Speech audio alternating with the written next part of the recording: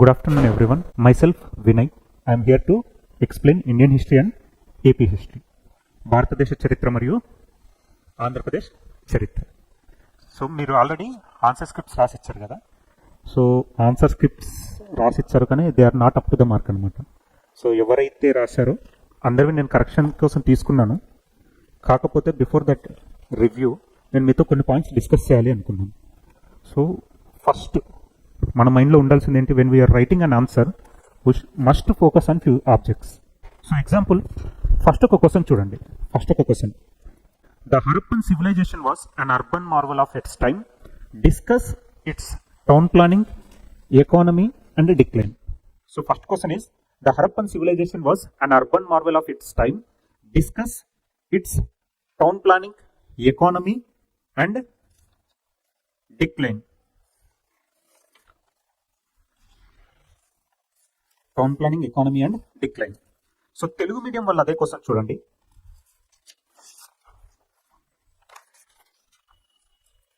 హరప్పా నాగరికత ఆనాటి పట్టణ అద్భుతం, దాని టౌన్ ప్లానింగ్, ఎకానమీ మరియు క్షీణత గురించి చర్చించండి. హియర్ మనం ఒక క్వశ్చన్ తీసుకుంటే అందులో కీవర్డ్ ఏంటండి, the Harappan civilisation was an urban marvel of its time, discuss its town planning, economy and decline. So here the question deals with discuss. Here the question deals with discuss.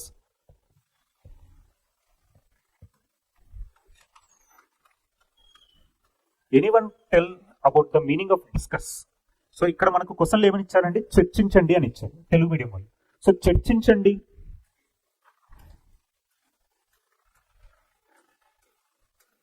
ఎప్పుడన్నా గమనించారా? There are many questions with the tag line discuss, analyse, critically analyse, substantiate, evaluate. ఇంకా ఏముంటుంది, ఇంకేమైనా కొన్ని question frames ఉన్నాయి, examine. So ఇప్పుడు ఏంటండి, elucidate, discuss ఉన్నాయి కదా. Are all words carry same meaning or different meaning? అన్ని పదాల అర్థం ఒకటే ఉంటుందా, వేరే వేరే ఉంటుందా? వేరే వేరే. సో ఇక్కడ డిస్కస్ అంటే మనం ఏం చేయాలి, ఓన్లీ డిస్కస్ అంటే డిస్కస్ చేయాలి, రాయొద్దు, అంతేనా? అలా కాదు. డిస్కస్ అంటే ఏంటి, ఏదైనా ఒక టాపిక్ ని మనం డిస్కస్ చేస్తే ఏం చేస్తాం, 360 degrees. సపోజ్ ఒక మూవీకి వెళ్ళేసి వచ్చాం. So discuss about the movie అంటే స్టార్టింగ్ నుంచి ఎండింగ్ వరకు డిస్కస్ చేస్తాం, మనకు నచ్చిన ఎలిమెంట్స్ ని ఇంకా ఎక్స్ట్రా డిస్కస్ చేస్తాం. So here discuss means 360 degrees orientation లో డిస్కస్ చేయండి అని.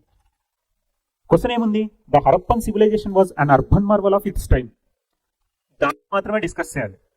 పక్కనున్న ఈజిప్ట్, చైనా గురించి అవసరం లేదు. ఓకేనా? Demand of the question. నేను hope you got my point. So Telugu medium వాళ్ళు కూడా వినండి. నేనేంటి అంటే డిమాండ్ ఆఫ్ ద క్వశ్చన్, అక్కడ క్వశ్చన్ మనకి ఏం అడిగారు దాని గురించి మాత్రమే. ఇక్కడ ఏమన్నారు, హరప్ప నాగరికత ఆనాటి పట్టణ అద్భుతం. ఓకేనా? సో దాన్ని మనం ఏం చేయాలి, చర్చించాలి. So here we have to discuss about the question. ఏముంది, the Harappan civilisation was an urban marvel. Only మనం క్వశ్చన్ ఏమి ఇచ్చాడు, Harappan civilisation was an urban marvel. ఏమని ఇచ్చాడు, హరప్ప నాగరికత ఆనాటి పట్టణ అద్భుతం అని ఇచ్చాడు. సో మన ఆన్సర్ ఏంటి, ఓన్లీ వాళ్ళ పట్టణ అద్భుతం గురించే మాట్లాడాలి. So we have to discuss only about the Harappan civilisation urban marvel. అంతేకాని హరప్పన్ సివిలైజేషన్ ఆర్డి బెనర్జీ నాకు తెలుసు అని చెప్పేసి ఆ ఎక్స్ప్రెషన్ లో దొరికిన ఇటుకల గురించి అవన్నీ మనకు అవసరం లేదు. అంటే hope you people got my point. ఓకేనా? ఏంటి నేను ఏం చెప్పదలుచుకున్నానంటే, ఇక్కడ డిమాండ్ ఆఫ్ ద క్వశ్చన్ ని ఎలా మీట్ అవ్వాలి అని. సో ఇప్పుడు మీ ఇంట్రడక్షన్ ఎలా ఉంది చదవండి. మీరు ఆల్రెడీ కొన్ని క్వశ్చన్ ఇప్పుడు రాశారు కదా, 2 క్వశ్చన్స్. సో ఇంట్రడక్షన్ ఒకసారి చదవండి. మీరు ఒక 1 minute తీసుకొని మీ ఇంట్రడక్షన్ చదవండి.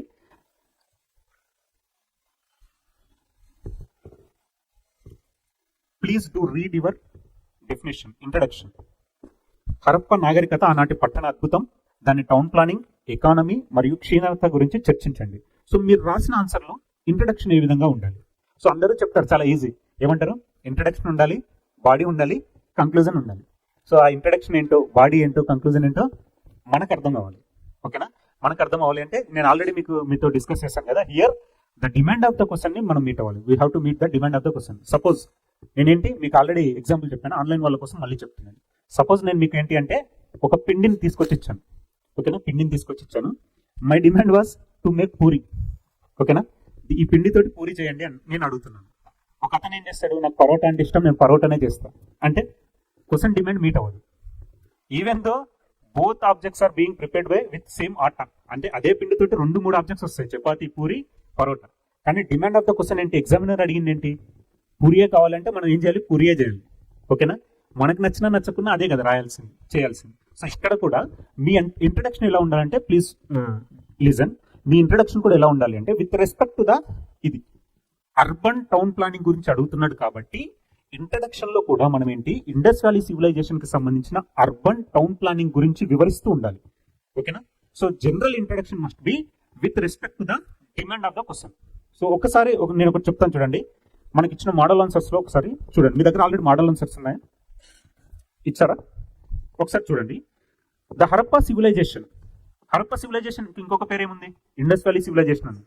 ఎందుకు ఇండస్ వ్యాలీ సివిలైజేషన్ అన్నారు, ఇండస్ రివర్ ఉంది కదా.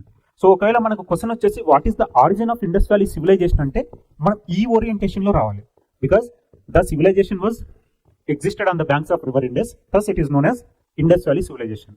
ఈ నాగరికత ఇండస్ నది పైన ప్రవలింది కాబట్టి మనం దీన్ని ఏమన్నాం, సింధు నాగరికత అన్నాం, సింధు నది పైన. సో ఇప్పుడు చూడండి, డిమాండ్ ఆఫ్ ద క్వశ్చన్ వచ్చేసి మనకు డిస్కస్, ఇక్కడ మనం ఎగ్జామిన్, అనలైజ్ అనేది అవసరం లేదు. డిస్కస్ అంటే మనకి ఏంటంటే, హోప్ మీకు అందరికీ తెలుసని అనుకుంటున్నాను. ఈ పాయింట్స్ తెలుసా తెలియదా, తెలియదు అంటే నేను చెప్తాను, తెలుసు అంటే నేను జనరల్ గా ఆన్సర్స్ డిస్కస్ చేసి వెళ్తాను. So what is the meaning of discuss ఒకటి, అనలైజ్ ఒకటి, సబ్స్టాన్షియేట్, ఎవాల్యుయేట్, ఎలుసిడేట్, క్రిటికల్లీ అనలైజ్, ఇలాంటివన్నీ. సో నాకు ఒక వర్క్ చేస్తారా మీరు, రేపు ఒక హోంవర్క్. ఓకేనా, ప్లీజ్ నోట్ డౌన్. వీటికి అన్నింటికి మీ దగ్గర నుంచి నేను మీనింగ్స్ ఎక్స్పెక్ట్ చేస్తున్నాను. నేను చెప్తాను, కాకపోతే మీరు చేశారనుకోండి మీ తరపు నుంచి మీకు క్లియర్ గా ఉంటుంది, నేను దాన్ని డిఫరెన్షియేట్ చేస్తాను. సో ఫస్ట్ రాసుకోండి, discuss, second examine, next analyse, discuss, examine, analyse,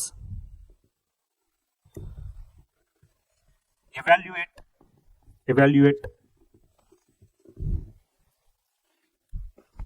critically compare. మళ్ళీ తెలుగు మీడియం వల్ల కూడా చెప్తానండి, ఇంగ్లీష్లో కూడా రాసుకోండి, తెలుగులో కూడా చెప్తాను. Critically compare. Next assess,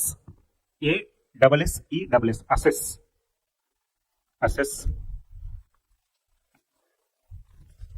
evaluate రాసారా, ఎగ్జామిన్ రాసారా, కామెంట్ ఒకటి,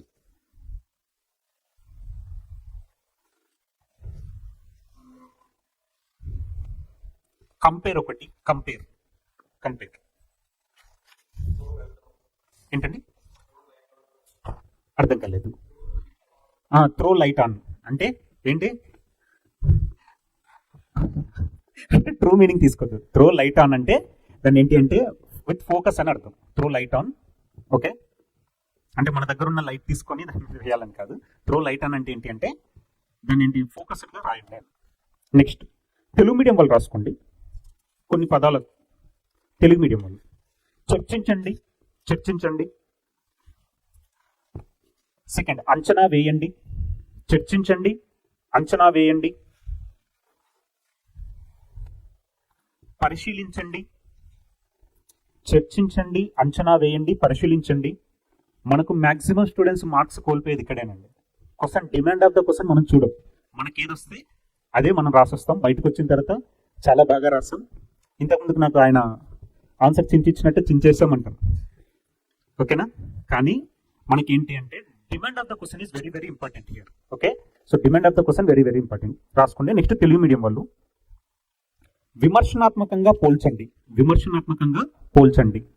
క్రిటికల్లీ అనలైజ్ అంటాం కదా, critically analyse or critically compare. Next చర్చించండి అయిపోయిందా, పరిశీలించండి, చర్చించండి. నెక్స్ట్ అంచనా వేయండి అయిపోయిందా, అంచనా వేయండి. నెక్స్ట్ విశ్లేషించండి.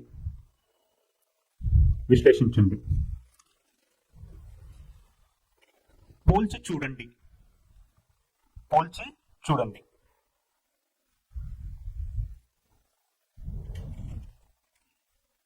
అంచనా వేయండి అయిపోయిందా, సరే, ఓకే అండి. So let us discuss the first question. So online students మీరు కూడా ఏంటి అంటే జనరల్గా ఈ టర్మ్స్ కి మీరున్న మీనింగ్ ఏంటో కనుక్కోండి, నేను కూడా చెప్తాను. కాకపోతే ఏంటంటే why I'm making you people to learn వచ్చేసి ఎందుకు అంటే మీరు నేర్చుకున్నారనుకోండి ఫస్ట్ మీ మైండ్లో క్లియర్గా ఉంటుంది. ఏదైనా కరెక్షన్ ఉంటే నేను చెప్తాను. సో డిస్కస్కి, ఎగ్జామిన్కి, అనలైజ్కి, critically analyse, compare, every word has its own meaning. ప్రతి పదానికి ఒక డిఫరెంట్ మీనింగ్ ఉందండి. ప్రతి పదానికి ఒక వేరైన అర్థాలు ఉన్నాయి. సో అర్థాన్ని బట్టి మనం ఏంటి అంటే ముందుకు వెళ్ళాలి. కానీ మనకు వచ్చిన subject first point to be noted while writing an answer is demand of the question, meeting the demand of the question. ఇప్పుడు అదే క్వశ్చన్ని ఏ విధంగా స్ప్లిట్ చేయాలో చెప్తాను చూడండి. అదే క్వశ్చన్ ఏ విధంగా స్ప్లిట్ చేయాలి. సో మన క్వశ్చన్ వచ్చేసి the Harappan civilisation was an urban marvel of its time. తెలుగులో ఏముంది క్వశ్చన్? అది హరప్ప నాగరికత ఆనాటి పట్టణ అద్భుతం. ఆయన ఒక స్టేట్మెంట్ ఇచ్చారు. ఏది ఎగ్జామినర్ ఒక స్టేట్మెంట్ ఇచ్చాడు. ఏమని? The Harappan civilisation was an urban marvel of its time. So మనము ఏంటి, our primary duty is to substantiate that line. ఓకేనా? ఏంటి ఆ లైన్ కున్న ప్రాముఖ్యతను మనం వివరించాలి. So demand of the question లో అతను ఏమని ఇచ్చాడు? హరప్ప నాగరికత ఆనాటి పట్టణ అద్భుతం. సో అద్భుతం అని చెప్పడానికి మన దగ్గర దాన్ని ఎందుకు మనం అద్భుతం అనేది మనం ఖచ్చితంగా మనం ఆన్సర్లో ఇంక్లూడ్ చేయాల్సిన పాయింట్ అది. సో ఫస్ట్ మనం ఏంటి, ఎందుకు అద్భుతం, why it is called marvel of urbanisation అనేది ఆ లైన్ని మనం జస్టిఫై చేయాలి. ఓకేనా? ఇంకొకటి కూడా ఉందండి, మీకు రాయండి. జస్టిఫై అనేది మీనింగ్ కూడా ఉంది, చూసుకోండి. సో దాన్ని మనం జస్టిఫికేషన్ ఇవ్వాలి ఆ లైన్కి. First we have to justify the line. So ఏంటి, హరప్ప నాగరికత ఆనాటి పట్టణ అద్భుతం. ఏ విధంగా మనం చెప్తున్నాం, ఎందుకు అది పట్టణ అద్భుతం అనే దాన్ని మనం ఏంటంటే జస్టిఫై చేయాలి. నెక్స్ట్ ఇది వచ్చేసి మనకి ఏంటంటే first half of the question, దాన్ని మనం ఏంటి జస్టిఫై చేయాలి. నెక్స్ట్ మన ఆన్సర్లో చూడండి, డిస్కస్ టౌన్ ప్లానింగ్ ఉంది కదా, అక్కడ ఒక ఆబ్జెక్ట్ రాయండి, హైఫన్ రాయండి, town planning. Differentiate the question. Discuss town planning, discuss town planning, economy and decline. Discuss town planning, economy and decline. Town planning, economy మరియు క్షీణత. ఓకేనా? ఈ మూడింటిని మనం ఎక్స్ప్లెయిన్ చేయాలి. ఇందులో కూడా ఈచ్ వన్ క్యారీస్ 2 మార్క్స్. ఓకేనా? ఇప్పుడు మీరు రాసిన క్వశ్చన్స్ ఉన్నాయి కదా, ఆన్సర్స్ ఉన్నాయి కదా, ఒకసారి కంపేర్ చేయండి. మీరు అందులో సైడ్ హెడ్డింగ్ టౌన్ ప్లానింగ్ అని ఉందా లేదా? ఉందా? Town planning. నెక్స్ట్ ఇంకొక హెడ్డింగ్ ఎకానమీ ఉందా? నెక్స్ట్ ఇంకొక హెడ్డింగ్ డిక్లైన్. ఈ మూడు ఉండి దాని గురించి ఖచ్చితంగా at least we have to right 4 points. At least we have to right 4 points. Okay, 4 points. ఏం పాయింట్స్ రాయాలి? టౌన్ ప్లానింగ్ అని పెట్టి ఎకానమీ రాయొద్దు, ఎకానమీ అని పెట్టేసి డిక్లైన్ రాయొద్దు. టౌన్ ప్లానింగ్ అని రాసినప్పుడు we have to justify the statement. So town planning లో మనం ఏమని రాస్తాం? ఫస్ట్ మన ఇంట్రడక్షన్ చూడండి. The Harappan civilisation was one of the earliest urban civilizations. ఇక్కడ డిమాండ్ ఆఫ్ ద క్వశ్చన్ ఏంటి?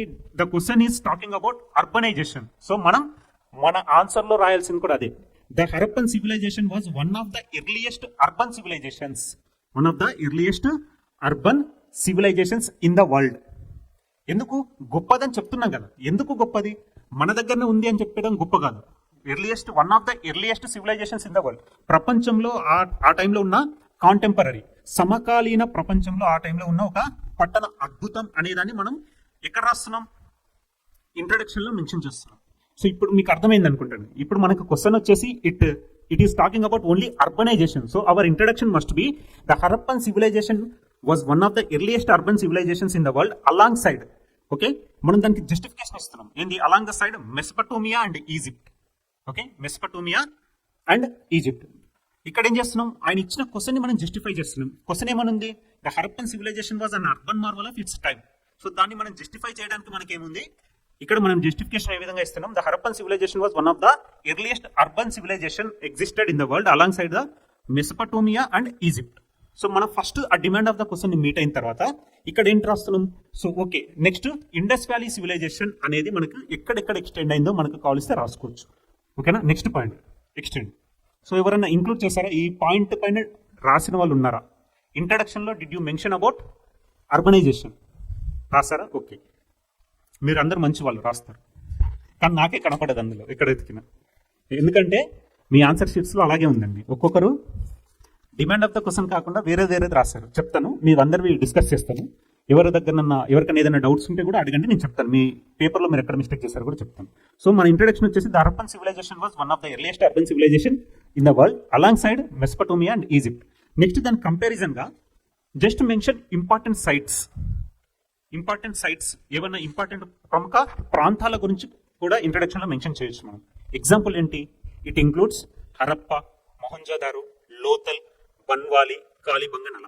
సో మనం ఏంటి, ఇంకొకటి మీరు ఇంక్లూడ్ చేసేటప్పుడు తప్పు రాయొద్దు. చాలా మంది ఏం రాస్తున్నారంటే మనం ఆన్సర్ ఎక్కువగా రాయాలనే అత్యుత్సాహంతో వాళ్ళు ఏం చేస్తున్నారంటే ఇందులో తప్పులు రాస్తున్నారు.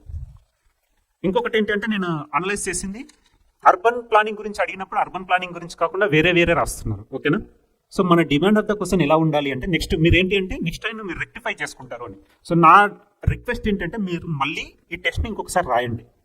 ఓకేనా? ఈ ప్యాటర్న్ లో రాయాలి. So demand of the question ఏంటి? We have to first justify the given line marvel of urbanisation. Why it is marvel of urbanisation అనేది మనం డిస్కస్ చేస్తాం. ఓకే, సో ఫస్ట్ ఏమని రాస్తున్నాం మనం? The Harappan civilisation was one of the earliest urban civilizations in the world alongside Mesopotamia and Egypt. So Indus valley civilisation లో important sites few mention చేయండి. So ఒకవేళ మీరు clear గా mention చేస్తే boundaries కూడా యూ కెన్ మెన్షన్. ఇంకొకటి అండి time line మీకు ఎలా నచ్చితే అలా రాస్తున్నారు. టైం లైన్ అలా కాదు. ఒకవేళ మీకు పర్టికులర్ గా తెలియకపోతే థర్డ్ సెంచరీ ఆ విధంగా మెన్షన్ చేయండి. సపోజ్ ఇప్పుడు 297 అని ఏదైనా ఉందనుకోండి, కాకపోతే థర్డ్ సెంచరీ బీసీ అని రండి. కాకపోతే ఇక్కడ ఇండస్ వ్యాలీ సివిలైజేషన్ ఏంటి మనకు క్లియర్ గా ఉన్నది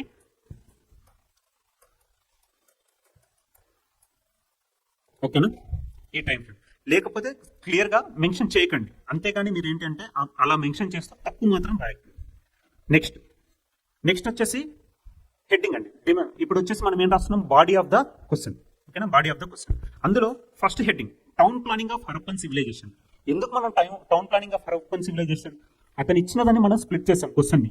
టౌన్ ప్లానింగ్ ఒకటి, ఎకానమీ ఒకటి, డిక్లైన్ ఒకటి. సో ఫస్ట్ మనది ఆబ్జెక్ట్ ఆఫ్ ద క్వశ్చన్ ఏంటి? Town planning. సో రాసుకోండి టౌన్ ప్లానింగ్. అందులో మీకు డిస్కస్ చేసేవేంటి? ఎవరైనా చెప్తారా? What is the importance of town planning? Few points about town planning. Upper town, lower town, 90-degree roads, grid pattern. So ఇందులో మనం town planning అంటే మన మైండ్ లో ఒక 10 పాయింట్స్ వస్తాయి, కానీ we have to pick only important points. ఎందుకంటే మనకున్న 12 minutes లో మనం హరప్పా సివిలైజేషన్ గురించి మనం అంతా నేర్చుకున్నది అతనికి అవసరం లేదు కదా. అతను అడిగింది అతను చూస్తాడు అంతే తప్ప మనకు మొత్తం వచ్చా లేదనే లేదు. సో ఇక్కడ రాసుకోండి కొన్ని ఇంపార్టెంట్ ఏ విధంగా రాయాలంటే. నెక్స్ట్ టౌన్ ప్లానింగ్ అని కీప్ ఏ సైడ్ హెడ్డింగ్. దాని కింద number 1 grid pattern of cities. ఓకేనా? కొంచెం మీరు స్కెల్టన్ ఆన్సర్స్ కూడా రాసుకోండి. స్కెల్టన్ ఆన్సర్స్ రాస్తుండండి. Grid pattern of cities, town planning. అందులో సబ్ పాయింట్స్ రాసుకోండి. Grid pattern of cities. Second citadel and lower town division. Citadel and lower town division. Next ఇంకొక important point ఉంది, రాసుకోండి. Advanced drainage and sanitation system. Advanced drainage and sanitation system. Next ఇంకొక point రాసుకోండి. Standardized bricks and architecture. Standardized bricks and architecture.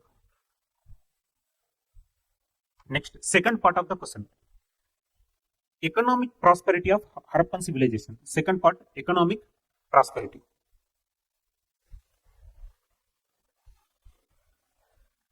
ఇప్పుడు economy అంటే మనం first ఏం రాస్తాం?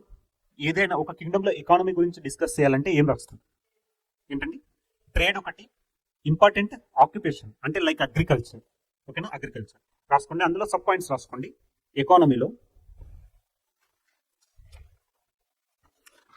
Agriculture advancement.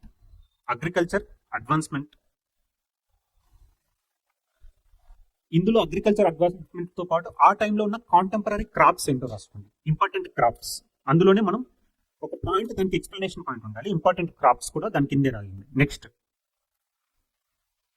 Trade and commerce.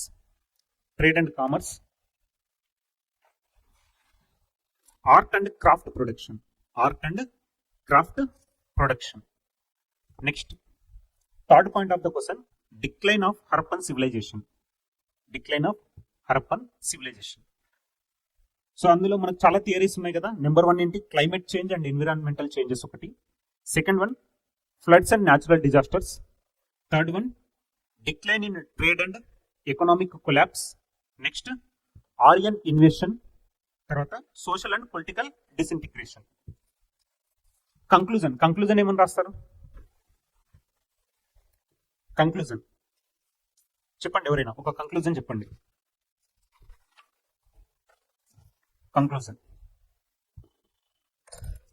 What is the conclusion to this question? What is the conclusion of our class? ఎప్పుడు అయిపోతుంది? అంతే కదా. What is the conclusion of our class? ఒకవేళ క్లాస్ ఉంటే ఏంటి, క్లాస్ ఎప్పుడు అయిపోతుంది? అదే same model. Chandigarh built on the same model. So ఏదైనా కంక్లూజన్ చెప్పండి. ఈ క్వశ్చన్ కి మనం డిమాండ్ ఆఫ్ ద క్వశ్చన్ ఏంటి? First we have to justify the statement, later we have to include sub points, important town planning, economy and decline. ఈ 3 points అతనికి కనపడాలి. Next దాని కింద ఎక్స్ప్లెనేషన్స్ కావలిస్తే మనం ఎగ్జాంపుల్స్ ఇవి. నెక్స్ట్ కంక్లూజన్ ఏ విధంగా ఉంటుంది? Conclusion give a conclusion. రాశారు కదా ఆన్సర్స్, మీరు ఏం రాశారో చదవండి ఒకసారి. కంక్లూజన్ ఏం రాశారు? చండీగఢ్. ఓకే, చండీగఢ్ మనం మెన్షన్ చేయొచ్చు. ఎందుకు? మనం డైరెక్ట్ చండీగఢ్ అని రాయకుండా సింపుల్ గా రాయొచ్చు. ఏంటి? Indus valley civilization the saga continues forever because it is the basis for even present modernization system. Example, the Chandigarh town is well known for its grid pattern. It is based on the Indus Valley civilization. It is a replica of Indus Valley civilization. అర్థమవుతుందండి. So conclusion అనేది ఏంటి అంటే based on the question demand బట్టి మనం conclusion తీసుకుని రావాలి. యాక్చువల్గా ఏంటంటే it is not A subject oriented class కాబట్టి నేను ఏంటంటే ఓన్లీ ఇంపార్టెంట్ పాయింట్స్ చెప్తున్నాను. ఒకవేళ సబ్జెక్ట్ ఉంటే మనం అదన్నీ డిస్కస్ చేసేవాళ్ళం. సో టెస్ట్ సిరీస్ వచ్చేసి మనకి ఏంటి అంటే important points, how we need to write the question అనేది మన మెయిన్ ఆబ్జెక్టివ్. సో ఈ పాయింట్స్ మీకు ఏంటి, ఒక question demand of the question ఏ విధంగా అడ్రస్ చేయాలి, అందులో ఉన్న ప్రతి పాయింట్ ని మనం ఏ విధంగా ఎక్స్ప్లెయిన్ చేయాలనేది అవర్ ప్రైమరీ మోటో. అంటే మనకున్న ఈ డిమాండ్ ఆఫ్ ద క్వశ్చన్ లో ఉన్న అన్నిటి గురించి చర్చించాలండి. ఇక్కడ హరప్ప నాగరికత ఆనాటి పట్టణ అద్భుతం. ఎందుకు హరప్ప నాగరికత ఆనాటి పట్టణ అద్భుతం అనేది మనం ఒక 2 lines లో డిస్కస్ చేసి దాన్ని ఎలాబొరేట్ చేయాలి, దాన్ని ఏంటి వివరించాలి. అందులో మళ్ళీ టౌన్ ప్లానింగ్ గురించి డిస్కస్ చేయాలి. నెక్స్ట్ అందులో ఎకానమీ గురించి డిస్కస్ చేయాలి. ఆ టైంలో ఉన్న వ్యవసాయం, సమకాలీన పరిస్థితులు, తర్వాత ట్రేడ్ అండ్ కామర్స్, వర్తకము వాణిజ్యం గురించి రాయాలి. తర్వాత డిక్లైన్, క్షీణత, ఏ విధంగా ఎన్విరాన్మెంటల్ చేంజెస్ ఉన్నాయి, న్యాచురల్ డిజాస్టర్స్ ఉన్నాయి, తర్వాత వచ్చేసి ఆరియన్స్ ఇన్వేషన్స్ ఉన్నాయి. ఇవన్నీ సబ్ పాయింట్స్ రావాలి. మళ్ళీ ఎన్ని నిమిషాల్లో మనం కంప్లీట్ చేయాలి? 12 minutes లో కంప్లీట్ చేయాలి. ఇక్కడ మనం డిస్కస్ చేయాల్సింది ఏంటి, ఇంకొకటి టైం ఫ్యాక్టర్. మీరేంటి అంటే మొత్తం మీకున్న క్వశ్చన్స్ లో అన్ని క్వశ్చన్స్ అటెంప్ట్ చేయాలి with in the time frame. ఒకవేళ మీకు చెప్పాను కదా ఈచ్ క్వశ్చన్ వచ్చేసి 12 minutes, ఇందులో 1 minute వచ్చేసి ఇంట్రొడక్షన్ తీసుకోండి, 1 minute కంక్లూజన్ తీసుకోండి. రిమైనింగ్ ఎంత ఉంటుంది? 10 minutes ఉంటుంది. ఆ 10 minutes లో 8 minutes is for answer writing. మిగిలిన 2 minutes హెల్ప్ చేయండి. ఫస్ట్ మనం ఆలోచించాలి కదా ఏం రాయాలో. అర్థమవుతుందా? ఫస్ట్ టోటల్ 12 minutes ఉంటే మనం అనుకుంటాం introduction 1 minute, conclusion 1 minute, 10 minutes లో రాయొచ్చు అని. కానీ ఏం రాయాలని ఇప్పుడు ఆలోచిస్తాం. So first demand of the question ఏంటి అంటే డిస్కస్సా, అనలైజా, క్రిటికల్లీ అనలైజా అనేది తీసుకోండి. ఇప్పుడు ఒకవేళ ఇది క్రిటికల్లీ అనలైజ్ అంటే ఏంటి, క్రిటికల్ అంటే ఏంటి, క్రిటికల్లీ నెగటివ్ గా చెప్పాలి. క్రిటికల్లీ అనలైజ్ తెలుగులో ఏమంటే విమర్శనాత్మకంగా విశ్లేషించండి. ఎగ్జాంపుల్, ఇక్కడ నుంచి ఇప్పుడు మనం ఇక్కడున్న రెస్టారెంట్ బావర్చికి వెళ్ళాలి. ఇక్కడ నుంచి షార్టెస్ట్ డిస్టెన్స్ అంటే మనం ఏంటి, suppose what is the shortest distance from our institute to Bawarchi? Direct ఏంటి, ఏవి ఫాలో కాకుండా డైరెక్ట్ వెళ్ళిపోవడం. ఓకేనా? ఇక్కడ మధ్యలో ఉన్న సిగ్నల్స్ కానీ అవేవి పాటించకుండా డైరెక్ట్ వెళ్ళాలి, అది షార్టెస్ట్. ఇక్కడ క్రిటికల్లీ అనలైజ్ అన్నాడు అనుకోండి, క్రిటికల్ అనలైజ్ అన్నప్పుడు ఏమవుతాం, షార్టెస్ట్ డిస్టెన్స్ ఇది కానీ మధ్యలో మనకు బ్యారియర్స్ ఉన్నాయి, అది critically analyse the shortest distance. అర్థమవుతుందా? క్రిటికల్లీ అనలైజ్ అనేది. సో ఇక్కడ మనకి ఇంపార్టెంట్ ఏంటి అంటే demand of the question meet అవ్వడం చాలా ఇంపార్టెంట్ అండి. అన్లెస్ అంటే meet the demand of the question మన ఆన్సర్ వచ్చేసి మనం ఓన్లీ 50% రాస్తున్నాం. ఇప్పుడు మనం ఈ హెడ్డింగ్స్ లేకున్నా కానీ మన ఆన్సర్ వచ్చేసి only we wrote for only 50%. ఇప్పుడు ఒక్కసారి మీ ఆన్సర్ చూసుకోండి, ఈ పాయింట్స్ ఉన్నాయా లేదా? ఇంతకుముందు మీరు రాశారు కదా, ఉన్నాయా? అంటే మీరు రాసింది షార్ట్ నోట్సే రాశారు, ఎక్స్ప్లెనేషన్ కావాలి దానికి. ఉన్నాయా? నేను ఇంకా ఉన్నాయి, మీరు రాసిచ్చినవి నాకు ఉన్నాయి, ఇంకా చూస్తాను మీకు ఇస్తాను. నెక్స్ట్ ఇంకొక క్వశ్చన్ చూడండి, సెకండ్ క్వశ్చన్. అవును, ఇంకొకటి మీరు ఏదో డౌట్స్ అడిగారంట, కొన్ని బుక్స్ అడిగారంట, AP history books, Indian history books, AP history books. అవునండి, ఇంకొకటి నేను డిస్కస్ చేయాల్సింది ఏంటంటే మెయిన్ థింగ్ ఏంటి అంటే మీ దగ్గర సిలబస్ కాపీ ఉందా? సిలబస్ కాపీ, ఓకేనా? Please open your syllabus copy.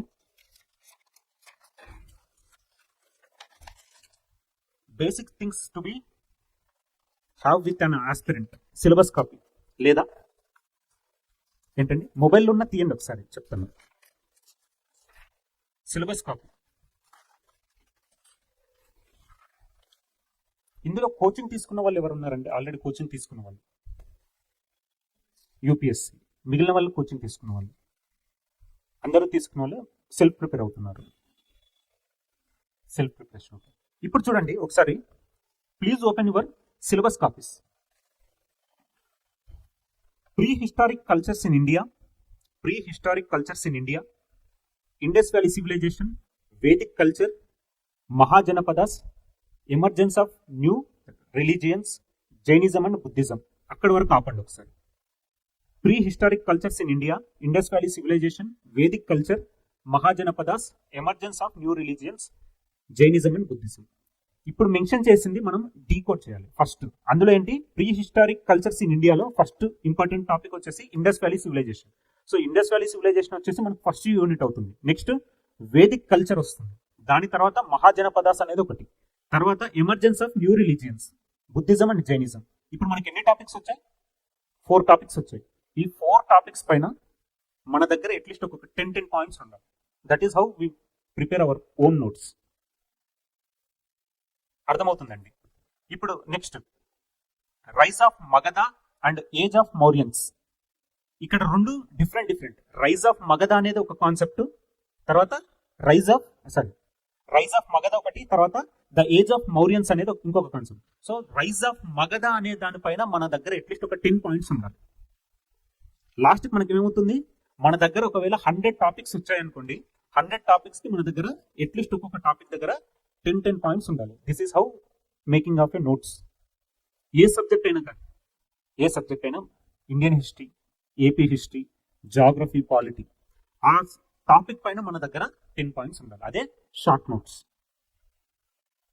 మీరు ఒకసారి గమనించండి ప్రీవియస్ క్వశ్చన్స్ అనేవి ఎక్కడి నుంచి ఉండవు, టాపిక్ లో నుంచే ఉంటాయి.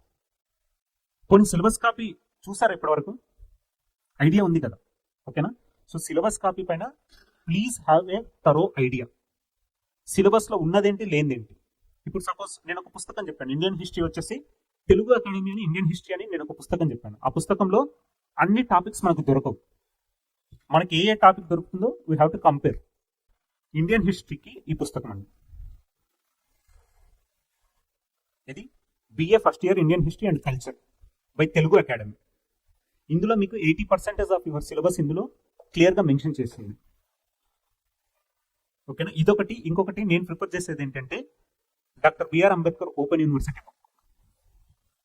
ఇది తెలుగు అకాడమీది. ఇంకొకటి doctor BR Ambedkar open university. ఇప్పుడు ఇందులో మీకు ఒక చిన్న టాపిక్ చెప్తాను.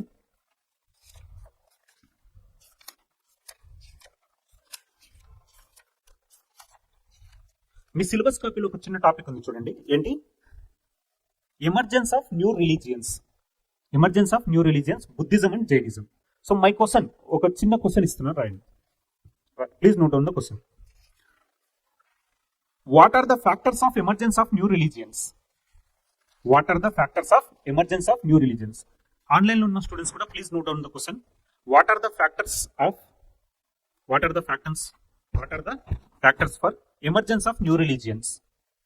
That is Buddhism and Jainism.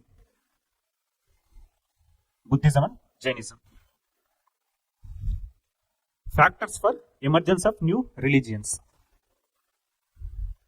Buddhism, బౌద్ధ మతం మరియు జైన మత ఆవిర్భావానికి గల కారణాలు. ఓకేనా? ఒక 2 minutes లో ఏ విధంగా ఆ క్వశ్చన్ అడ్రస్ చేస్తారో నాకు కావాలి. స్కెలిటన్ ఆఫ్ ద ఆన్సర్స్ నాకు కావాలి. Please right the skeleton of the answer. అంటే మొత్తం ఆన్సర్ వద్దు, ఏమేం పాయింట్స్ ఉండాలి, ఏమేం సైడ్ హెడ్డింగ్స్ ఉండాలి. హోప్ నేను చెప్పింది అర్థమవుతుంది అనుకుంటున్నాను. క్వశ్చన్ కి ఆన్సర్ రాయకండి, స్కెలిటన్ ఆఫ్ ద ఆన్సర్ కావాలి. Factors for emergence of new religions.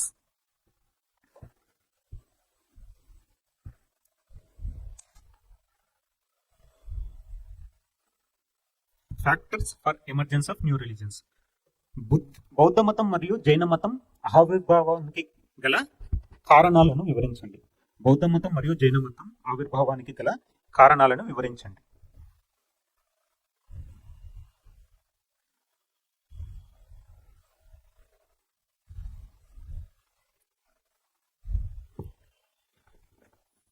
Answer writing technique లో మన ఆన్సర్ వేరే వాళ్ళతో డిఫరెంట్ గా ఉండాలి, at the same time demand of the question కి తగ్గట్టుగా ఉండాలి.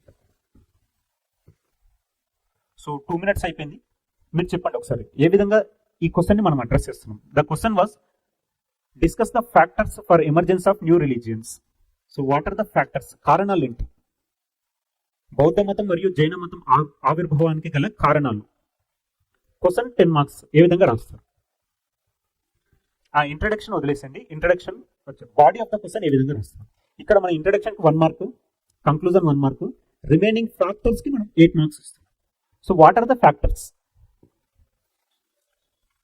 Political factors, social factors, economic factors. ఇంకా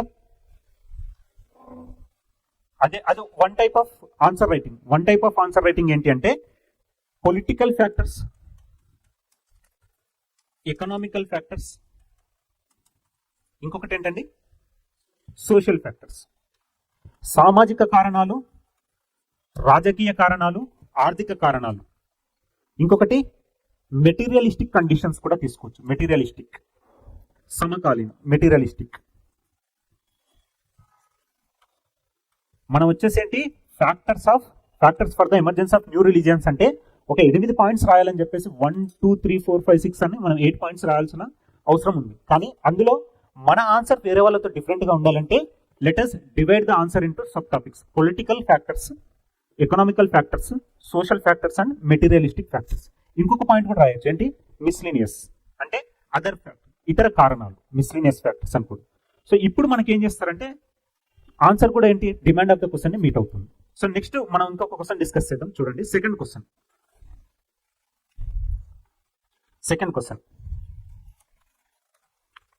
చదవండి. Evaluate the role of Buddhism and Jainism in shaping Indian society and polity during the 6th century BCE. క్రీస్తు పూర్వం 6వ శతాబ్దంలో భారతీయ సమాజాన్ని, రాజనీతిని తీర్చిదిద్దడంలో బౌద్ధ, జైన మతాల పాత్రను అంచనా వేయండి. Evaluate the role of Buddhism and Jainism in shaping Indian society and polity during the 6th century BCE. So what is the skeleton of the answer?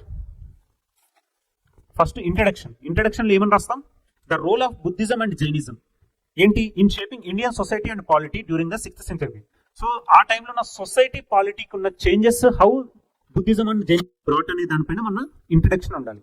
So already ఏమని చెప్పాను, introduction must be related to the demand of the question. మనకున్న demand of the question ని బట్టి మన introduction నుంచి తీసుకెళ్లాలండి. అంతేగాని వేరే points మనం ఇంక్లూడ్ చేయకూడదు. ఇంతకు ముందుకు చెప్పాను కదా, ఇది ఇండస్ వ్యాలీ సివిలైజేషన్ లో టౌన్ ప్లానింగ్ అండ్ అర్బనైజేషన్ గురించి ఉంది కాబట్టి introduction must be with related to the town planning and urbanisation. అంతేకాని ఇండస్ వ్యాలీ సివిలైజేషన్ లో వేరే అన్ని తీసుకొచ్చి ఇక్కడ రాయొద్దు. So demand of the question మనకు వచ్చింది కాదు, అతను అడిగింది మనం రాయాలి. So please note down few points about evaluate the role of Buddhism and Jainism in shaping Indian society and polity during the 6th century BCE. మీకు ఏదైనా డౌట్ ఉంటే అడగండి, నేను చెప్తాను మధ్యలో వేరేది ఏదైనా ఉంటే. ఇంట్రడక్షన్ చూడండి ఒకసారి. ద 6th century BCE అంటే ఇందులో ఏంటి, సెంచరీ అన్నప్పుడు మన ఎగ్జాక్ట్ టైం పీరియడ్ అవసరం లేదు. అలాగే మీరు సేఫ్ గేమ్ ప్లే చేయాలి అంటే సేమ్ ఇదే 6th century BCE, 3rd century BCE అని రాయండి. అంతేగాని 2597 AD BC అని రాయకండి. ఎందుకు అంటే మనకు అప్పుడు సోర్సెస్ లేవు కాబట్టి ఇట్ డజంట్ లుక్ గుడ్. అది చాలా చూడడానికి ఎంబ్రాసింగ్ గా ఉంటుంది. ఓకేనా? సో మనకేంటి అంటే మనము ఎగ్జామినర్ కి ఎక్కడ మనం స్కోప్ ఇవ్వద్దు. ఇప్పుడు నేను ఒక ఆన్సర్ షీట్ మీకు ఇస్తే అందులో పాయింట్స్ సరిగా లేకపోతే నెక్స్ట్ దానిపైన కూడా ఎఫెక్ట్ అవుతుంది. కాబట్టి ప్రజెంటేషన్ ఈజ్ వెరీ ఇంపార్టెంట్. మనకి ఎంత సబ్జెక్ట్ ఉన్నా presentation is very important. So ఇక్కడ చూడండి, the 6th century BCE was a period of intellectual and religious awakening in India, marked by the emergence of Buddhism and Jainism. These religions arose as a reaction against the rigid caste system. So ఎందుకు, what are the reasons ఏంటండి? Rigid caste system. తెలుగులో rigid caste system ఏమంటాం? Rigid caste system తెలుగులో పటిష్టమైనది కులము అంటే అందులో explanation ఏంటి అంటే అండి, రిజిడ్ క్యాస్ట్ సిస్టమ్ అంటే ఏంటి అంటే it is hard to follow. So ఇప్పుడు మనకు వచ్చేసి వీళ్ళు అడిగారేంటి, ఫ్యాక్టర్స్ అడుగుతున్నాడు కాబట్టి మనకి ఇదే ఇంట్రడక్షన్ లో ఉండాలి. నెక్స్ట్ అందులో ఫస్ట్ పాయింట్ అండి, social impact of Buddhism and Jainism. మనకు డిమాండ్ ఆఫ్ ద క్వశ్చన్ ఏంటి, Indian society and polity during 6th century BC. Evaluate the role of Buddhism and Jainism in shaping the Indian society and polity during the 6th century BCE. So, mana body of the question ఏంటి? First subtopic, please note down, social impact of Buddhism and Jainism. So, second part of the question should be political influence of Buddhism and Jainism. So, society ni how Buddhism and Jainism influenced, తర్వాత political system ని how Buddhism and Jainism influenced. So మీకు Buddhism Jainism గురించి idea ఉంది అనుకుంటున్నాను, already మీరు చదివారు, ఓకేనా? మీరు ఆల్రెడీ చదివి ఓన్లీ టెస్ట్ సిరీస్ కోసం జాయిన్ అయిన స్టూడెంట్స్ కదా. సో ఇందులో వచ్చేసి కొన్ని చెప్తారా ఏంటి, what is the rigid caste system existed at that time, ఆ రిజిడ్ క్యాస్ట్ సిస్టమ్ ఎందుకు వచ్చింది అనేది ఏంటండి ఏంటండి ఓకే, బ్రాహ్మణికల్ డామినెన్స్ ఒకటి, ఇంకొకటి వర్ణ సిస్టమ్ ఒకటి, ritual practices, sacrifices, it was hard to common man. ఇప్పుడేంటి, ఒక మర్చెంట్ వచ్చేసి ఒక రిచువల్ ప్రాక్టీస్ చేస్తుంటే సాక్రిఫైస్ చేయడం ఇవన్నీ easy. Then what about poor man? Common people were unable to offer the amount. ఓకేనా? మీకు అర్థమవుతుందో లేదో నాకు అర్థం అవ్వట్లేదు, కాకపోతే ఏంటంటే డిమాండ్ ఆఫ్ ద క్వశ్చన్ ని మీరు మీట్ అవ్వాలి, అది మెయిన్ పాయింట్. మీకు ఈ పాయింట్స్ మీకు ముందు తెలుసా అంటే డిస్కస్ ఇవన్నీ, ఈ పాయింట్స్ మీకు ముందు తెలుసా? అందుకే ఏంటి అంటే క్లియర్గా నేను మీకు రిక్వెస్ట్ చేసేది ఏంటంటే, మీకు ఇచ్చిన క్వశ్చన్ ఉంది కదా, ఈ క్వశ్చన్ పేపర్ ఉంది కదా, ఒకసారి మళ్ళీ మీరు చదవండి, ఇదే క్వశ్చన్స్కి ఒకసారి ఆన్సర్స్ రాయండి, ఓకేనా? మళ్ళీ రాయాలా అంటే తప్పదు, రాయాల్సిందే. ఎందుకంటే ఇది ఎవరి కోసం? మన కోసం మనం చేస్తాం. So never compare yourself with others, first point. ప్రిపరేషన్లో ఫోకస్ ఆన్ యువర్ సబ్జెక్ట్, ఓకేనా? Next presentation important. అది ప్రజెంటేషన్ ఏంటి, ఒక క్వశ్చన్కి 20 నిమిషాలు తీసుకోవడం కాదు, నీట్గా రాయాలి అని 12 నిమిషాలలో మనం ఒక ప్రశ్నకు సమాధానం రాయాల్సిందే. అది కూడా మళ్ళీ ఏంటి, అన్ని టాపిక్స్ ని కవర్ చేస్తూ రాయాలి. ఒకవేళ ఇక్కడ ఒక క్వశ్చన్ వచ్చింది ఏంటి, town planning economy and decline అని, ఇందులో మీరు టౌన్ గురించి రాసి డిక్లైన్ గురించి రాసి 12 minutes లో క్వశ్చన్ అయిపోయిందని బయటకు వస్తారు కదా, మీరు అప్పుడు ఆన్సర్ ఎంతకు రాసినట్టు? ఓన్లీ 7 marks మాత్రమే రాసినట్టు. మనం వచ్చేసి 1.5 పేజీ రాశాను, 10కి 7 మార్కులు పడతాయి, 6 మార్కులు పడతాయి అంటాం, కానీ ఒరిజినల్ గా మనం రాసింది ఎక్కడ 7 marks మాత్రమే. ఇప్పుడు ఇందులో కూడా ఏముంది, సోషల్ ఇంపాక్ట్ ఆఫ్ బుద్ధిజం. ఇంకోటి ఏంటి, భారతీయ సమాజం పైన బుద్ధిజం జైనిజం యొక్క ప్రభావం. సో మనం సైడ్ హెడ్డింగ్ కూడా ఏముంది, భారతీయ సమాజం పైన ప్రభావానికి ఒక సైడ్ హెడ్డింగ్ ఉండాలి, తర్వాత ఇంకొకటి ఏంటి, రాజకీయ ప్రభావం. ఈ రెండు రాస్తేనే మనది అవుతుంది. ఇందులో క్వశ్చన్ ఏంటి, 4 మార్క్స్ ఉన్నాయి, ఒకటి పాలిటీకి ఒకటి, సొసైటీకి ఒకటి. ఒకవేళ మీరు సొసైటీ ఒకటే రాసి వస్తే మీరు ఎన్ని మార్కులకు రాసినట్టు? 6 మార్కులకు రాసినట్టు. మనం ఏంటి, బయటికి వస్తాం, 1.5 పేజీ రాస్తాం, అయిపోయింది అనుకుంటాం. అయిపోయింది కరెక్టే, కానీ ఏంటి, మన పని అయిపోయింది. ఎందుకంటే మనం రాసింది 6 మార్కులు, అక్కడ 7 మార్కులు, అంటే ఇక్కడనే మనం 7 మార్కులు మిస్ చేస్తాం. ఒక్క మార్క్ చాలా important. Demand of the question meet అవ్వడం ఇంపార్టెంట్. మీకు ఈ పాయింట్స్ తెలుసో లేదా, అందుకని నేను మళ్ళీ డిస్కస్ చేస్తున్నాను. నెక్స్ట్ ఒకసారి థర్డ్ క్వశ్చన్ చూడండి. థర్డ్ అంటే 2A. Examine the significance of Ashoka's dhamma. Examine the significance of Ashoka's Dhamma and its role in governance. Was it is a religious policy or a pragmatic state policy? తెలుగులో చూడండి, అశోకుని ధర్మం యొక్క ప్రాముఖ్యతను పాలనలో దాని పాత్రను పరిశీలించండి. ఇది మతపరమైన విధానమా లేక ఆచరణాత్మక ప్రభుత్వ విధానమా? So what is the difference between dharma and dhamma? My question is, what is the difference between dharma and dhamma? Prakrit language లో దమ్మ అంటారు, సంస్కృతంలో ధర్మ అంటారు.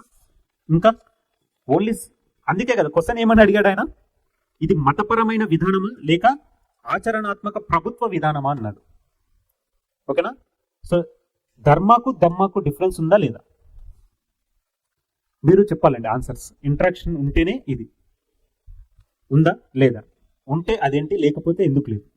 What is the difference between ధర్మ, అశోక ధర్మ అండ్ దమ్మ? మీరు ఏంటండి, దమ్మ ఈజ్ రిలీజియస్, ధర్మ is governance, Damma is religious అంటారు. మీరండి, ధర్మానా దమ్మానా? ధర్మ is religious, Damma is okay. మీరండి వెనకల చెప్పండి, ధర్మ దమ్మ. ఫస్ట్ ఏంటండి, ధర్మ ఓకే, రిలీజియస్. మీరండి. ఓకే. ఇంకొకటి ఏంటంటే క్లాస్లో ఎందుకు ఇంటరాక్షన్ అంటున్నామంటే ఏదైనా డౌట్ ఉంటే మనకి ఇక్కడతోటే తీరిపోవాలి. ఓకేనా? ఒకవేళ క్లాస్ నుంచి బయటకు వెళ్ళిన తర్వాత ఆ డౌట్ క్యారీ చేస్తే దాని ఎఫెక్ట్ చాలా తీవ్రంగా ఉంటుంది. సో మీకు ఏదైనా డౌట్ ఉంటే ఇక్కడనే క్లియర్ చేసుకోండి. ఇంకొకటి ఏంటంటే మీరు కరెక్ట్గా సబ్జెక్ట్ ముందు రాసే ముందు ఆ సబ్జెక్ట్ పైన ఒకసారి క్లియర్గా నేను చెప్పాను కదా, ప్రతి టాపిక్ పైన 10 పాయింట్స్ మీ మైండ్లో ఉండాలి. ఎందుకు మీకు ఎగ్జామ్కి 1 డే కూడా గ్యాప్ ఉండదు, కంటిన్యూగా ఉంటుంది. మనం అప్పుడు ఏంటి కూర్చొని మొత్తం బుక్ చదవం కదా, మన దగ్గర ఉన్న నోట్ మేకింగ్ ని మనం చూసుకుంటే అయిపోతుంది. మీరు నమ్మరు, మీరు ఈ ప్రాక్టీస్ చేయండి, మీకు ఒక 50 పేజెస్ లో ఇండియన్ హిస్టరీ వచ్చేస్తుంది. 50 పేపర్స్. పాలిటీలో కూడా సేమ్. చెప్పండి. ఎవ్రీ టైం శాతవాహనస్ లో క్వశ్చన్ ఏమనుంది?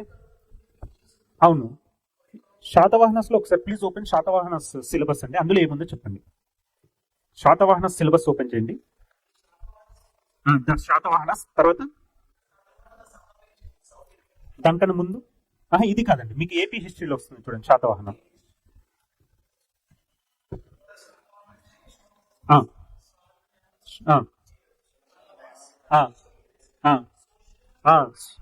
Socio economic religious Telugu literature attend. Please మళ్ళీ ఒకసారి చెప్పండి. ఒక నిమిషం అండి.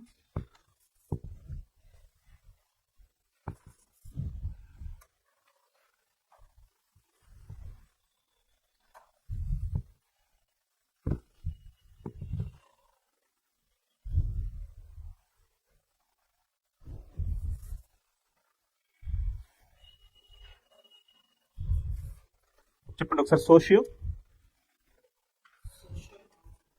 సోషల్ కండిషన్స్ ఒకటి, ఎకనామికల్ కండిషన్స్ ఒకటి, ఇంకొకటి అండి రిలీజియస్ కండిషన్స్ ఒకటి, literature and language. When you are making notes on Satavahanas, Ikshvakus, Salankayanas, Vishnukundins, art and architecture. So Satavahanas పైన మీకు నోట్స్ లో ఒక ఇంట్రడక్షన్ ఉండాలి. శాతవాహన సోషల్ కండిషన్స్ ఏంటో ఉండాలి, ఎకనామికల్ కండిషన్స్ పైన ఉండాలి, తర్వాత రిలీజియస్ కండిషన్స్ పైన, literature and art and architecture, వీటిపైన పాయింట్స్ ఉండాలి. ఇందులో ఒక 5 పాయింట్స్, ఇందులో ఒక 5 పాయింట్స్. ఎందుకు 5 పాయింట్స్ అంటే రేపు పొద్దున only explain the social conditions of Satavahanas అన్నప్పుడు మన దగ్గర 2 పాయింట్స్ ఉండకూడదు.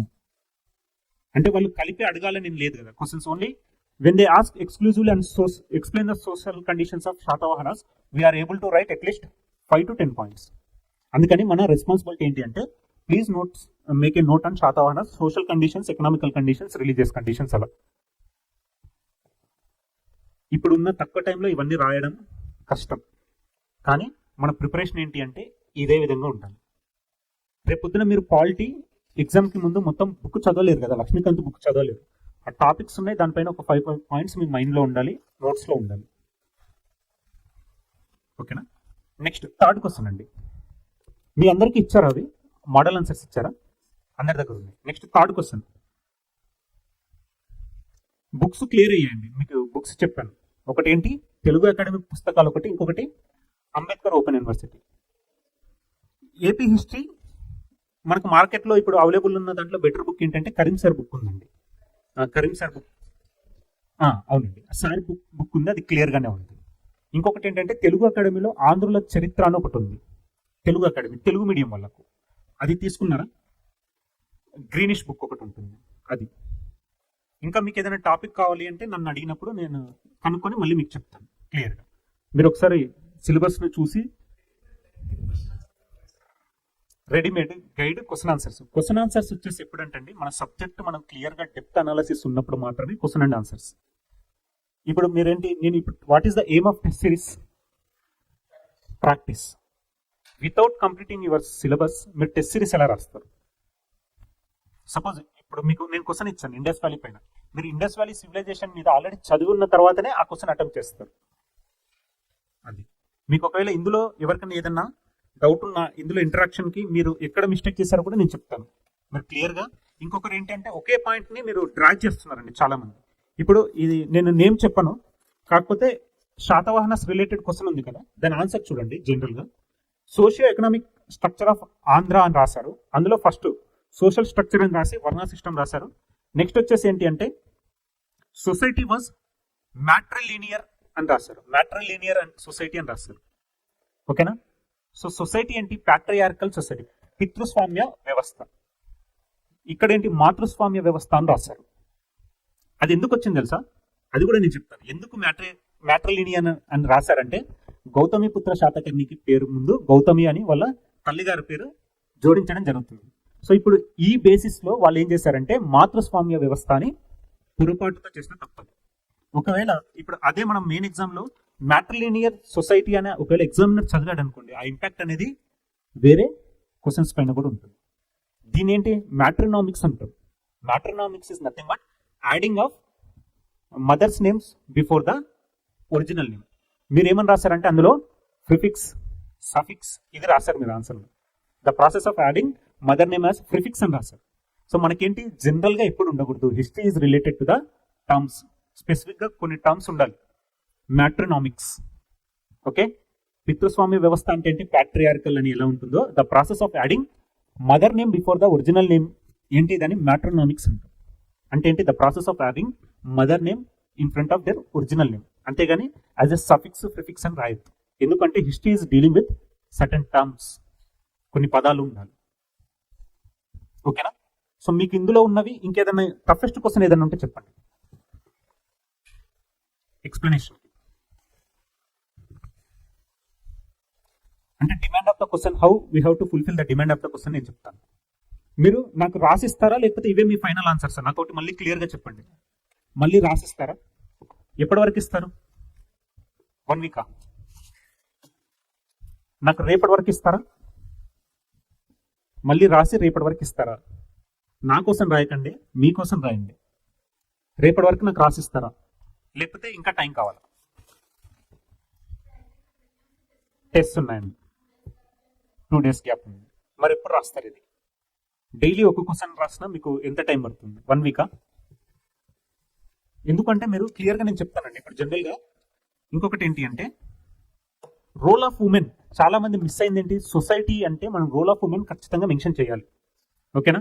రోల్ ఆఫ్ ఉమెన్, ఆ రోల్ ఆఫ్ ఉమెన్ లో కూడా ఒక రాశారు చూడండి. Role of women, they were given freedom in choosing roles and administrative works. Example Devi Naganika అని రాశారు.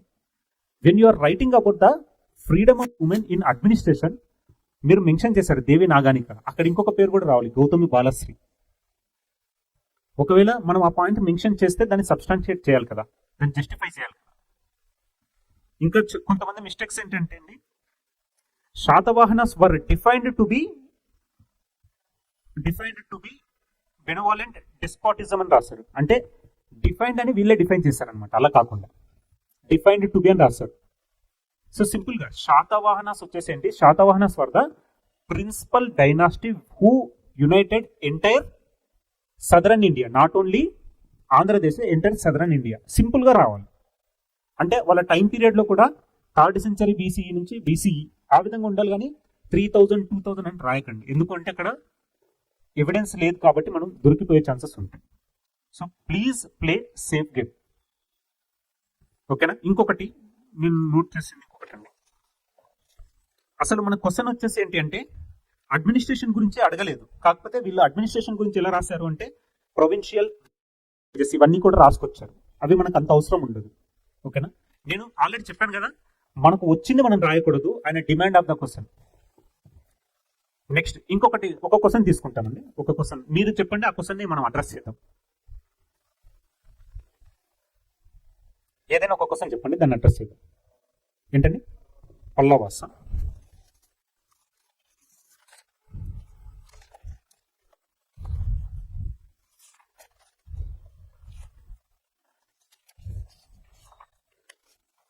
ఈ క్వశ్చన్ చూడండి ఒకసారి. Examine the significance of Ashoka's dhamma. ఓకేనా? ఒకసారి ఈ క్వశ్చన్ చూడండి. Examine the significance of Ashoka's dhamma and its role in governance. Please note down. Examine the significance of Ashoka's Dhamma. Examine the significance of Ashoka's Dhamma and its role in governance. Was it a religious policy or pragmatic state policy? Was it a religious policy or pragmatic state policy? Telugu మీడియంలో చూడండి,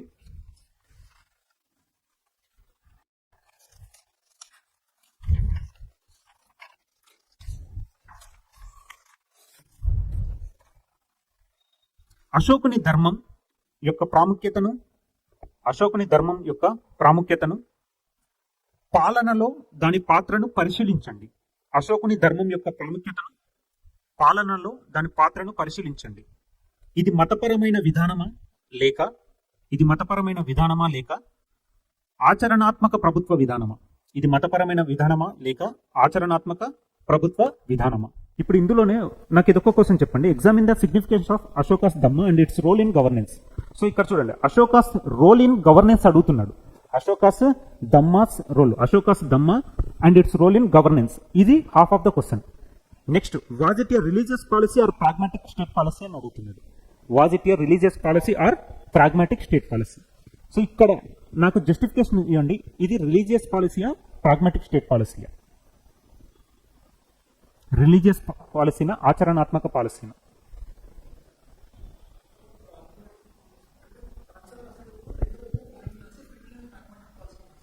ఇక్కడ అలా కాదండి, డైరెక్ట్గా మనం ఏంటి అంటే అది ప్రాగ్మాటిక్ పాలసీ అనే దాన్ని జస్టిఫై చేయాలి. ఓకేనా? ప్రాగ్మాటిక్ పాలసీ అనే దాన్ని జస్టిఫై చేయాలి.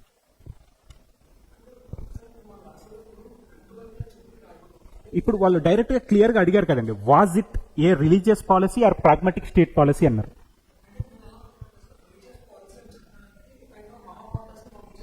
అవునండి, ధర్మ మహామాత్యాస్ ఉన్నారు.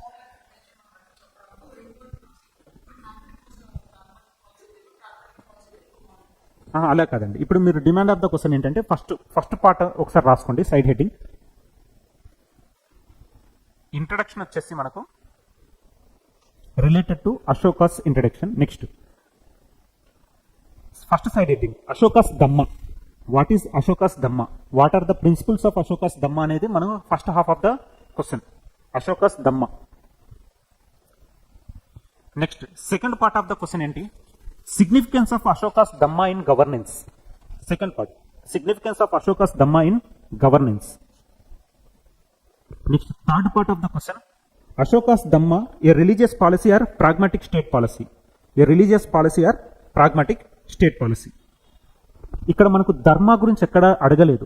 వాళ్ళు అడిగిన క్వశ్చన్ ఏంటి? మీరు అడిగారు కదా, అశోకాస్ ధర్మ అండ్ ధమ్మ. ఇక్కడ మనకు వచ్చేసి question is directly about Dhamma. So మనం first what is Ashoka's Dhamma అనేది డెఫినేషన్ తీసుకోవాలి. Next significance of Ashoka's Dhamma in governance. ఎవరైనా చెప్తారా significance of Ashoka's Dhamma in governance? Maintain peace, ఇంకా టాలరెన్స్, ఇంకా టాలరెన్స్ ఒక పాయింట్, పీస్ ఒక పాయింట్ కాదు, రెండు కలిపి ఒకటి. సో ఇక్కడ మనకి ఇంపార్టెంట్ ఉన్నాయి చూడండి. Number 1 state policy of and unity. Second ఏంటి? Administrative reforms and ethical governance. Next welfare and social reforms. జనరల్గా చాళుక్యన్ ఎరా చూడండి, చాళుక్యన్ ఎరా. ఓకే, చాళుక్యన్ ఎరా ఉంది. ఓకేనా? మనకు మోస్ట్ చాళుక్యన్ ఎరా. సో చాళుక్యన్ ఎరా ఇప్పుడు 6th నుంచి 12th సెంచరీ. ఇప్పుడు చూడండి, సింపుల్ గా మీకు ఒక కాన్సెప్ట్ చెప్తాను.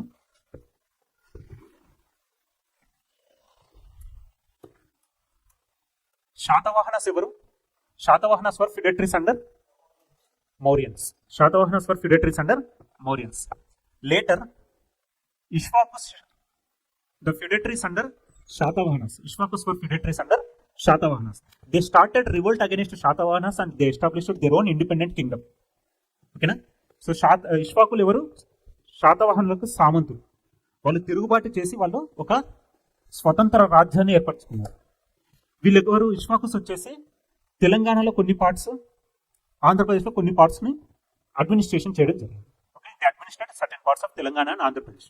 Later disintegration of Shatavahanas time period lo Maharashtra was under the control of Abhiras.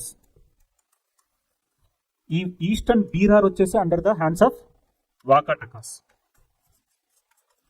Concept అర్థమవుతుందండి. ద డిసింటిగ్రేషన్ ఆఫ్ శాతవాహనస్ అంటే శాతవాహన సామ్రాజ్యం తర్వాత ఏమేమి వచ్చాయి? ఇష్వాకుస్ వచ్చేసి తెలంగాణ అండ్ ఆంధ్రాలో. బీరార్ అని ఒక ప్రాంతం ఉంది మహారాష్ట్రలో, అక్కడ ఎవరు వచ్చారు? వాకటకాస్ వచ్చారు. ఇక్కడ అభిరాస్ వచ్చారు. మాక్సిమం పోర్షన్ ఆఫ్ మహారాష్ట్ర ఎవరి హ్యాండ్ ఓవర్ లో ఉంది? అభిరాస్ హ్యాండ్ ఓవర్ లో ఉంది. ఇక్కడ ఎప్పుడైతే అభిరాస్ డామినెన్స్ తగ్గిందో ఆటోమేటికల్ గా వాకాటకాస్ డామినెన్స్ ఇంక్రీజ్ అయింది. So entire Maharashtra, maximum portions of Maharashtra was under the control of Vakatakas.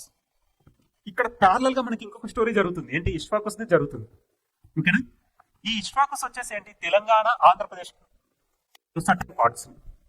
Later ఇక్కడ నుంచి మనకు పల్లవాస్ ఇన్వేషన్స్ వచ్చాయి. తమిళనాడు నుంచి పల్లవాస్ ఇన్వేషన్స్ వచ్చి దే డిఫీటెడ్ ఇష్వాకుస్. ఇక్కడ ఉన్న ఆనంద గోత్రికాస్ ఉంటారు. ఇక్కడ ఆనంద గోత్రికాస్, శాలంకాయనాస్, ఇంకొకరు వచ్చేసి బృహత్ పలాయనాస్ ఉంటారు. ఇంకొకరు వచ్చేసి వాళ్ళది ఇంకొక చిన్న తెగ ఉంటుంది. అది ఒక ట్రైబల్ తెగ ఉంది. I'm unable to recall that tribal name. At present I'm unable to recall that tribal name. వాళ్ళు ఇంకొక ట్రైబల్స్ ఉంటారు. ఇప్పుడు మీకు కాన్సెప్ట్ అర్థమవుతుంది కదా. ఇక్కడ వరకు క్లారిటీ ఎవరు అంటే కన్ఫ్యూజ్ అవుతారు. అర్థమైందండి? కాలేదు అంటే నేను మళ్ళీ కాన్సెప్ట్ క్లియర్గా చెప్తాను. మీకు అర్థమైందండి లాస్ట్ ఇద్దరు? ఓకేనా? మీకు ఓకే కదా? ఇప్పుడు చూడండి, ఇష్వాకుస్ దగ్గర ఫిడెట్రీస్ ఎవరెవరు? Brihat Palayanas, Ananda Gotrikas and some tribal kings. When Pallavas invaded Ikshvakus, ఇక్కడున్న tribals they started revolt against Pallavas and they resisted their dominance. పల్లవాల డామినెన్స్ వాళ్ళు అంగీకరించకుండా వాళ్ళు they started revolt against Pallavas. ఎవరు? ఒక ట్రైబల్ ఉంది, ఆ పేరు నాకు తట్టట్లేదు, నేను మళ్ళీ చెప్తాను క్లాస్ లో. ఈ ట్రైబల్స్ ఏం చేశారు? పల్లవాస్ వచ్చేసి దేవర్ మైటీ కింగ్స్. వేరే ట్రైబల్స్ వచ్చేసి ఏంటి? కింగ్డమ్ కాబట్టి దే డిఫీటెడ్ దిస్ ట్రైబల్స్. వాళ్ళు ఏం చేశారు? ఓడిపోయిన తర్వాత కర్ణాటకకు వెళ్ళడం జరిగింది. కర్ణాటకలో బాదామి అనే ప్రాంతంలో సెటిల్ అవ్వడం జరిగింది. వాళ్ళే బాదామి చాళుక్యాస్ లేటర్. ఓకేనా? ఈ బాదామి చాళుక్యాస్ గురించి నేర్చుకోవాలంటే వాళ్ళు ఏంటి? వాళ్ళు they were feudatories under Ikshvakus and they resisted the invasion of Pallavas and later they established their independent kingdom in Badami with the capital city Badami or Vadami. So ఈ కాన్సెప్ట్ అన్ని మనకు తెలియకుండా డైరెక్ట్ గా మనం టెస్ట్ సిరీస్ లోకి ఎంటర్ అయినప్పుడు certainly people will feel bored. ఇప్పుడు దీని తర్వాత ఏమవుతుంది? ఇది అసలు స్టోరీ. ఇప్పుడు మనకు బాదామి చాళుక్యాస్, ఈస్టర్న్ చాళుక్యాస్, వెస్టర్న్ చాళుక్యాస్, ముదిగొండ చాళుక్యాస్, ఇవన్నీ. ఇప్పుడు చూడండి, బాదామి చాళుక్యాస్ వర్సెస్ పల్లవాస్. బాదామి చాళుక్యాస్ ఎవరు? కర్ణాటక. పల్లవాస్ ఎవరు? తమిళనాడు నుంచి Andhra reason. So frequent disturbances between Badami Chalukyas and Pallavas. ఈ బాదామి చాళుక్యాస్ డిఫీటెడ్ గజపతి కింగ్స్. ఓకేనా? ఒరిస్సా ఏరియా గజపతి కింగ్స్ ఉంటారు బాదామి చాళుక్యాస్. వాళ్ళని డిఫీట్ చేసిన తర్వాత వీళ్ళ కజిన్ ఉంటాడండి, కుబ్జ విష్ణువర్ధన అనే కజిన్ ఉంటాడు. ఎవరికి? Badami Chalukyas. The king appoint his cousin Kubja Vishnuvardhana to the area he captured. ఆ ఏరియాలో వాళ్ళ తమ్ముడిని ఒక రిప్రజెంటేటివ్ లాగా అపాయింట్ చేస్తారు. అదే వేంగి చాళుక్యాస్. దాన్ని మనం ఏమన్నాం? ఈస్టర్న్ చాళుక్యాస్ అని పిలవడం జరిగింది. సో ఈస్టర్న్ చాళుక్యాస్ వారు ఎవరు? They also belongs to the Badami Chalukyas. అర్థమవుతుంది ఇక్కడ రిలేషన్. బాదామి చాళుక్యాస్ ఇక్కడ నుంచి వచ్చారు. ఇష్వాకుస్ దగ్గర వాళ్ళు ఎవరు? ఫిడెట్రీస్. ఇప్పుడు Badami Chalukyas, eastern Chalukyas. Later Badami Chalukyas were defeated by Rashtrakutas. ఓకేనా? మళ్ళీ ఇక్కడ Rashtrakutas versus eastern Chalukyas wars. Again Rashtrakutas were defeated by Kalyani Chalukyas. ఈ కళ్యాణి చాళుక్యాస్ ఎవరు కాదు, ఆల్రెడీ బాదామి చాళుక్యాస్ కి ఒక ట్రైబల్స్ హెల్ప్ చేస్తారు. ఎవరికి? పల్లవాస్ ఇన్వేషన్స్ తో. వాళ్ళే మళ్ళీ వీళ్ళు. అంటే రిలేషన్ చూడండి, సబ్జెక్ట్ మనకు తెలిస్తే మనం ఏ విధంగానన్నా ప్రజెంట్ చేయొచ్చు. ఇప్పుడు ఇక్కడ ఉన్నారా కళ్యాణి చాళుక్యాస్, రాష్ట్రకూటాస్. ఇక్కడ తెలంగాణ రీజియన్ లో ముదిగొండ చాళుక్యాస్ వస్తారు, వేములవాడ చాళుక్యాస్ వస్తారు. ఎందుకు? వీళ్ళందరూ ఫిడెట్రీస్ అండర్ రాష్ట్రకూటాస్. సో ఇప్పుడు బాదామి చాళుక్యాస్ వచ్చేసి వీళ్ళని వెస్టర్న్ చాళుక్యాస్ అని కూడా అంటాం. బాదామి చాళుక్యాస్ కున్న ఇంకొక పేరేంటి? వెస్టర్న్ చాళుక్యాస్. వేంగి చాళుక్యాస్ కున్న ఇంకొక పేరేంటి? ఈస్టర్న్ చాళుక్యాస్. సో ఇప్పుడు ఈ కాన్సెప్ట్ మనకి ఎలా వస్తుంది? మౌర్యన్స్ నుంచి స్టార్ట్ అవుతుంది. Satavahanas were feudatories under Mauryans. After Satavahanas the Andhra Telangana regions went under the control of Ikshvakus. ఓకేనా? ఇంకొకటి ఇక్కడ ఇంకొక కాన్సెప్ట్ ఏమొస్తుంది? వాకాటకాస్ కదా. ఈ వాకాటకా స్టోరీ కూడా మనం ప్యారలల్ గా నేర్చుకోవాలి. వాకాటకాస్ అభిరాస్ డామినెన్స్ ఎప్పుడైతే తగ్గుతుందో వాకాటకాస్ డామినెన్స్ పెరిగింది అని చెప్పాను కదా.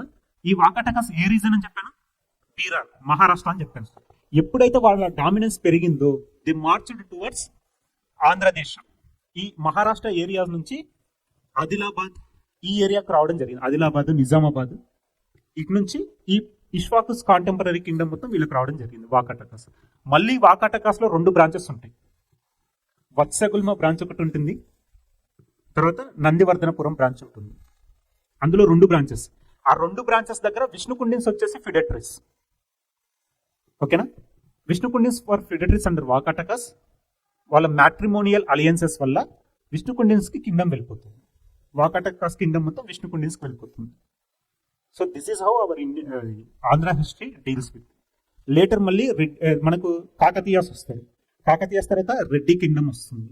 మళ్ళీ కుతుబ్ షాహీస్ వస్తుంది. షాలంకాయనాస్ వీళ్ళతో పాటు ఉంది. ఇష్వాకుస్ తో పాటు మనకు షాలంకాయనాస్, బృహత్పాలనాస్ ఉంటారు. అది స్మాల్ స్టోరీ అది. సో ఇదేంటి అంటే మన మైండ్ తిరగాల్సిన పిక్చర్ ఇది. Unless until we know the subject we can't do anything. మనకేంటి అది అంటాం కదా, అందుకే చైన్ లింకేజ్ అనేది ఇంపార్టెంట్ మనకు. నేను పర్టికులర్గా అప్పుడు చెప్పింది ఎందుకంటే ఇది reason of the story, murrel of the story ఇది. క్లియర్ ఉందా? ఇంకా దానికి ఏమన్నా ఎక్స్టెన్షన్ చేయాలా? ఎవరికైనా అర్థం కాకపోతే మళ్ళీ చెప్తాను. మళ్ళీ అంటే రైట్కి లెఫ్ట్ కాదు, ఇలాగే ఉండి చెప్తాను అలా. ఓకేనా? ఇది క్లియర్గా ఉంది. ఇంకొకసారి చెప్పాలా మీకు క్లారిటీ వస్తుంది. క్లియర్గా ఉంది కదా? సో నేను క్వశ్చన్స్ అడుగుతాను, చెప్పండి. వాకాటకాస్ ఎవరు? వాకాటకాస్ ఆరిజిన్ ఇలా. Feudatories under Satavahanas. They administrate Berar region of Maharashtra. Later, due to the decline of Abiras, they got their prominence and they marched towards Andhra Desha. Concept అర్థమవుతుందా? ఇదే conceptual quality we need in polity, governance, science and technology. అన్నిట్లలో concepts important. Since it is not a regular class, it's just a test series. ఇవన్నీ నేను ఇప్పుడు ఇక్కడ ఈ టైంలో ఇవన్నీ డిస్కస్ చేయడం కుదరదు. అందుకని నేను మీకు క్లియర్గా చెప్తున్నాను. సో ఇప్పుడు మనకు ఆ చైన్ లింకేజ్ అనేది ఇంపార్టెంట్. ఇంకా లింకేజ్ కావాలంటే ఇక్కడ మనం Mauryans were defeated by Shungas, Shungas were defeated by Kanvas. Satavahanas remained feudatories under Mauryans and Shungas, but they established independent dynasty during the time period of Kanvas. Susharma. ఓకేనా? During the time period of Susharma. ఇక్కడ పుష్యమిత్ర శుంగ ఉన్నప్పుడు కూడా వాళ్ళు Satavahana started revolt against Pushyamitra Shunga. But Pushyamitra Shunga ఏం చేస్తాడంటే రివోల్ట్ని అణిచివేయడం జరిగింది, తిరుగుబాటుని అణిచివేశాడు పుష్యమిత్ర శుంగ. మళ్ళీ ఇంకొక కాన్సెప్ట్ కూడా ఉంటుంది. శాతవాహనస్ కన్నా ముందు Andhra region was under the control of tribal kings. Gobada, Narana, Kamvayasa, Sirvayasa అనే ట్రైబల్ కింగ్స్ ఉంటారు. ఇది కాన్సెప్చువల్ అండి, క్లారిటీ. ఇంకేమైనా మీకు డౌట్స్ ఉంటే అడగండి, చెప్తాను. Health and diet is very very important. Even మన ఫేట్ వచ్చేసి our fate will be decided even by the invigilator also. మనం వెళ్ళి ఏదన్నా చూసుకునేటప్పుడు ఆయన కసురుకున్నాడు అనుకోండి, ఏదానికి ఇది కూడా తెలియదని, అది కూడా ఒక సైకలాజికల్ ఎఫెక్ట్ ఉంటుంది. సో ఎగ్జామ్స్ అయ్యేంత వరకు వేరే వాళ్ళతోటి అసలు ఎలాంటి గొడవలు కానీ అలాంటి గొడవలు కానీ ఏదైనా డిస్టర్బెన్స్ అట్మాస్ఫియర్ పెట్టుకోకండి. ఓకేనా? వదిలేసేయండి. ఏది వచ్చినా కానీ మీ ప్రిపరేషన్ మీరు కంటిన్యూ చేసుకోండి. కాన్సెప్చువల్ క్లారిటీస్ని తీసుకోండి.